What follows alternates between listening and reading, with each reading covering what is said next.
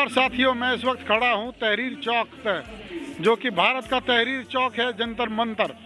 और इस वक्त रिपब्लिक भारत के ऊपर आया है बहुत बड़ा संकट, क्योंकि बात छोटी नहीं है, बात बड़ी है और बात जाएगी बहुत दूर तक।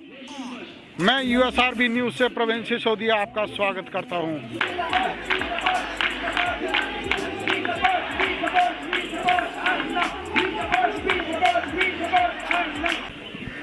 नमस्कार साथियों, हम USRB की टीम की तरफ से प्रवीण सिसोदिया, प्रोफेसर कपिल कुमार से हम बात कर रहे हैं। और रिपब्लिक भारत के ऊपर जैसा कि हमला हुआ है, सत्य के ऊपर हमला हुआ है और चौथे स्तंभ के ऊपर हमला हुआ है महाराष्ट्र की गवर्नमेंट की ओर से, परमवीर सिंह की ओर से। और हम इस वक्त इनसे पूरा दास्तान सुनेंगे, किस किस तरह से कैसे कैसे अर्नब गोस्वामी को फंसाया जा रहा है, सरेआम लोकतंत्र की हत्या की जा रही है।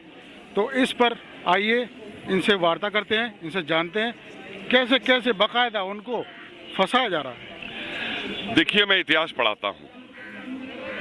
44 साल तक मैंने इस देश के युवाओं को ये पढ़ाया है कि किस तरीके से हमारे जो क्रांतिकारी थे, जो हमारे स्वतंत्रता संग्राम के सैनिक थे, जब अंग्रेज उनको गिरफ्तार कर लेते थे, उन पे अत्याचार करते थे, राष्ट्रवाद को दबाते थे, तो कैसे हिंदुस्तानी सड़क पे निकल करके उनकी रिहाई की मांग करता था, उनके लिए लड़ता था।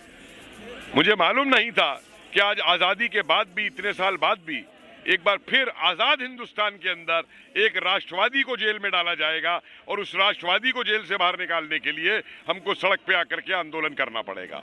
इससे ज़्यादा शर्म की बात मैं नहीं समझता कोई हो सकती।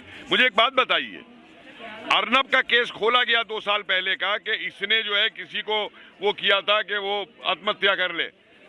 दिशा की मौत को, कत्ल को आपने आत्महत्या डिक्लेयर कर दिया। चलिए, आपकी बात मैं मान लेता हूं, डिक्लेयर कर दिया। तो भाई, ये इंक्वायरी क्यों नहीं हुई कि दिशा को किसने उकसाया था आत्महत्या करने के लिए? या शशांक चौहान को आपने आत्महत्या डिक्लेयर कर दिया, तो वहां आपने क्यों नहीं ये निकालने की कोशिश की कि उसको किसने उकसाया था वहां पे?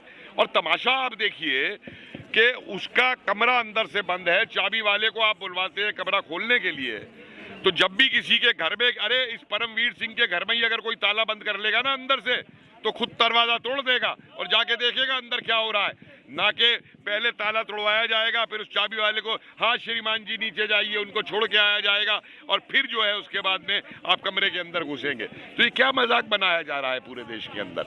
साधुओं का यही कि साहब, साधु बच्चे रात को 10 बजे बच्चे उठाने गए थे, रात को 10 बच्चे गली में खेल रहे होते हैं वहाँ पे, और वहाँ पे रात को 10 बजे 500 लोग डंडे लेके इसलिए बैठे थे कि साधु आएंगे बच्चे उठाने और हम मारे। और जब अर्नब ने इन चीज़ों को उठाया, राष्ट्रवाद की आवाज़ को उठाया, तो अर्नब के साथ ये सलूक करना इन्होंने शुरू किया है। और मैं समझ नहीं पाया कि जब एक कोर्ट ने ये कहा कि ये मुकदमा दोबारा खोला जाना गलत है, इस तरीके से इसकी गिरफ्तारी गलत है, तो फिर उसको जुडिशियल कस्टडी में देने का मतलब क्या है? छोड़िए उसे आप बात। तो ये एक साजिश है। इस साजिश के अंदर बड़े बड़े खिलाड़ी हैं। इसमें दाऊद है, इसमें ड्रग माफिया है, इसमें ISI है, इसमें 3 सामंतवादी राजनीतिक परिवार हैं जो अर्नब की आवाज को दबाना चाहते हैं। लेकिन मैं एक चीज आपको बता दूं, ये अर्नब को जेल में उसके शरीर को बंद करके रख सकते हैं, उसके विचारों को बंद नहीं करके रख सकते। ऐसा बताया जा रहा है कि उस जेल में आतंकवादियों को भी रखा जाता है और उनकी जान को खतरा है।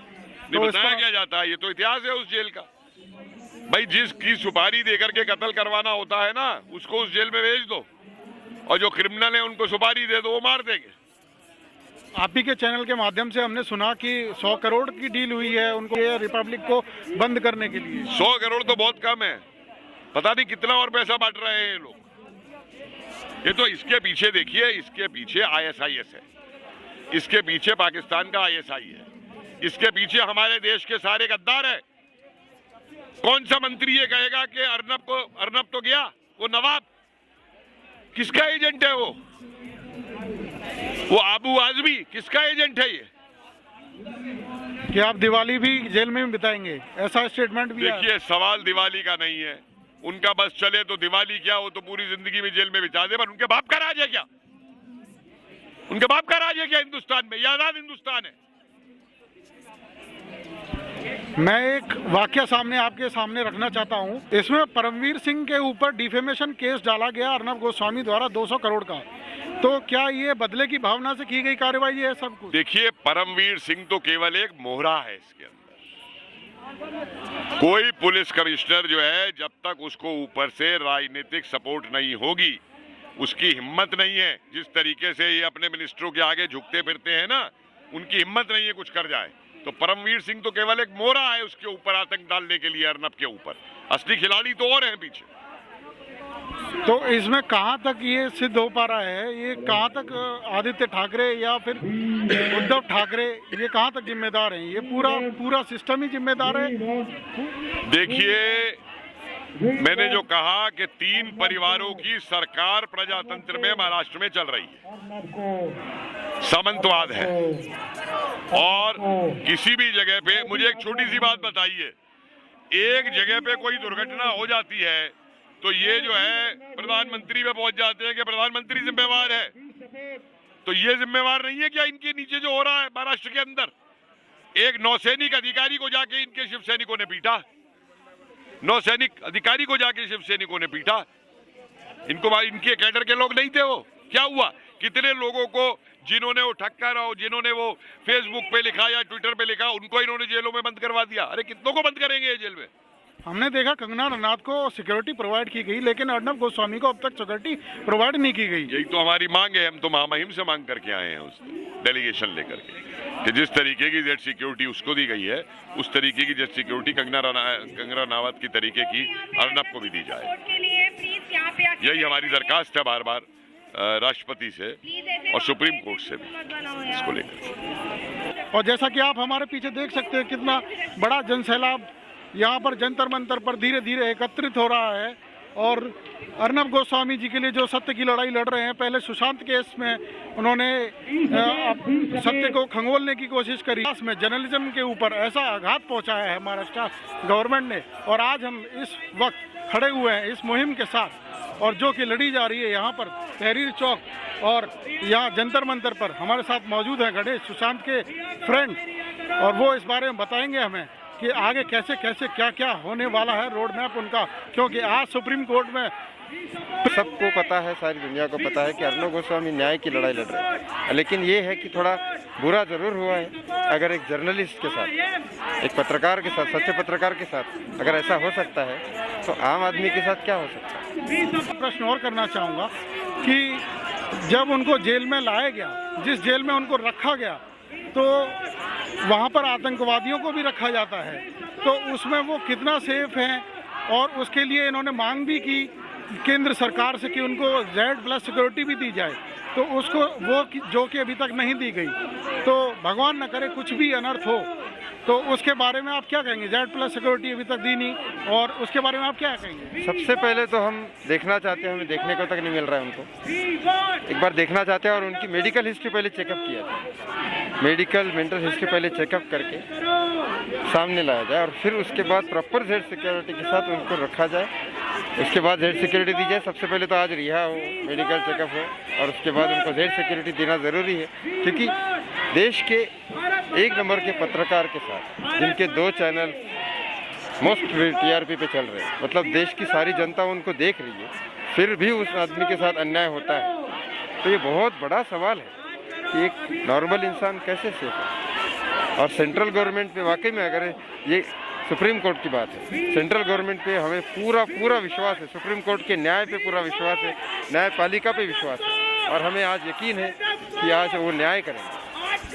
तो हम क्या ऐसा माने कि आपको महाराष्ट्र गवर्नमेंट में जो न्याय प्रणाली है महाराष्ट्र के अंदर, हाई कोर्ट, महाराष्ट्र का जो हाई कोर्ट है, उसके अंदर आपको विश्वास नहीं रहा बिल्कुल भी? क्योंकि उन्होंने 3 दिन तक इस अपने फैसले को डिले किया और सुरक्षित रखा, फिर बाद में ये कह दिया कि आप सेशन कोर्ट में जा सकते हैं और 4 दिन के अंदर उसको फैसला सुनाना पड़ेगा। ऐसा कुछ आपको ऐसा लगता है? देखिए, जो हुआ है, जिस तरह से हुआ है, 2 साल पुराना केस निकाला गया है, जो क्लोजर रिपोर्ट जिसकी आ चुकी है, और जिस तरह से वो बोल रहे हैं, देखो अर्नब गोस्वामी जी जो है, उन्होंने क्या कहा, आप इस पर ध्यान दीजिए। My life is in danger, जो मेरे साथ हो रहा है वो बहुत बुरा हो रहा है। सेंट्रल गवर्नमेंट और सुप्रीम कोर्ट मुझे न्याय दीजिए। सो ये चीज़ें अब सुप्रीम कोर्ट पे, लेकिन बहुत बहुत जनता का, पूरे दुनिया की। एक सवाल और मैं आपसे पूछना चाहूँगा, परमवीर सिंह जिनके ऊपर 200 करोड़ का डिफेमेशन अर्नब गोस्वामी द्वारा किया गया, दावा पेश किया गया, क्योंकि उन्होंने टीआरपी घोटाले में इनका नाम गलती से ले दिया, बल्कि एफआईआर में इंडिया टुडे नेटवर्क का नाम था। तो 200 करोड़ का इन्होंने डिफेमेशन उन पर डाल दिया परमवीर सिंह के ऊपर। तो उसकी एवज में आकर के प्रतिक्रियावादी होकर के ये सब बदले की कार्रवाई हो रही है क्या? देखो, अभी उनके किसी के मन में क्या है और किसी के मन में ये क्या दिख रहा है, आगे से रिफ्लेक्शन, ये जो दिख रहा है उसके हिसाब से हर आदमी अपना अपना तरह से सोचता है। तो किसी की सोच ऐसी है, किसी की सोच वैसी है। लेकिन मैं ये कहना चाहूँगा कि जैसे रावण रावण ही होता है, राम राम ही होता है। और ये सारे समाज को नहीं, सारी इंडिया को नहीं, सारे ब्रह्मांड में सबको पता चल चुका है कि कौन राम है और कौन रावण है। मुझे बोलने की ज़रूरत नहीं। मेरा नाम संजय सिंह, अवध केसरी सेना दिल्ली प्रदेश अध्यक्ष। मैं ये बात कहना चाहता हूँ, महाराष्ट्र में जो अर्नब के साथ हो रहा है, ये महाशय भी मतभेद होने के बाद भी आज अर्नब गोस्वामी के साथ हैं। ये मतभेद मनभेद तो चलते रहेंगे, लेकिन सबसे बड़ी बात यह है कि जो राष्ट्रवाद है, एक अकेला पत्रकार है, बहुत सारे पत्रकार, बिकाऊ पत्रकार, एक नंबर के बिकाऊ पत्रकार, कहने में कोई झिझक नहीं है, कोई शर्म नहीं है मुझे। इतने बिकाऊ पत्रकार, मेरा बस चले, मेरे सामने वो आ जाए, एक 2-2 पैक स्कॉच के लिए, कुछ विदेशी टूर के लिए, वो मतलब देश की अस्मिता को ताक पे रख देते हैं, हिंदू धर्म को ताक पे रख देते हैं, मजाक बनाने से नहीं चूकते। अच्छा, दूसरी बात अब मैं आता हूँ जुडिशरी के ऊपर। ये मुझे कहने में किसी बात का कोई डर नहीं है, क्योंकि सच को कहने में कभी डरना नहीं चाहिए। ये जज भी कोई कम नहीं है, ये भी कोई दूध के दूल्हे नहीं है। इनको होली पर पानी बचाना याद आता है, दिवाली पर प्रदूषण याद आता है, और जलीकट्टू पर इन्हें जानवरों पर अत्याचार याद आता है, दही हांडी याद आती है, जन्माष्टमी पर इनको ऊंचाई कितनी होनी चाहिए, कितनी नहीं होनी चाहिए, ये तय करेंगे कि दही हांडी की कितनी ऊंचाई होनी चाहिए। इन्होंने इतने एक सेकंड के अंदर ये उनके लिए वो लेते हैं फैसले, हमारे हिंदू धर्म के लिए। आज ये संज्ञान में नहीं ले रहे अर्नब के मामले को, जो पूरा हिंदुस्तानी, पूरा विश्व लगा हुआ है। आज पूरा समर्थन है पूरे विश्व का अर्नब गोस्वामी। हम आपकी भावनाओं की कद्र करते हैं, और अर्नब गोस्वामी के लिए आपने लिखा इंडिया विद अर्नब।